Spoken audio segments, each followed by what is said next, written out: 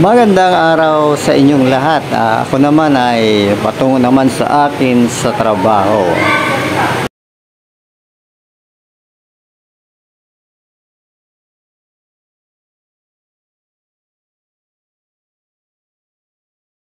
Ganun talaga, kailangan natin na magsikap na pagsubok natin na hindi pa siyempre binibigay ang ating mga pangarap sa buhay na ating mga iniimithi na sana tayo ay magkaroon ng katuparan ng ating mga pangarap sa buhay.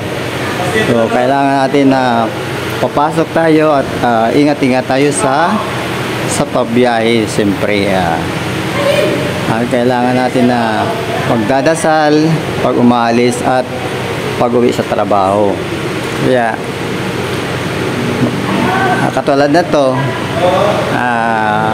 kay ate sa nagtitinda dito ng kanin, mga puto, yan. Halos doble ang kita ng ganyan, mga ganyan kailangan lang magsisikap. Ganyan, sa pangaraw-araw yan. Lagi ko yan nakikita tuwing umaga yan.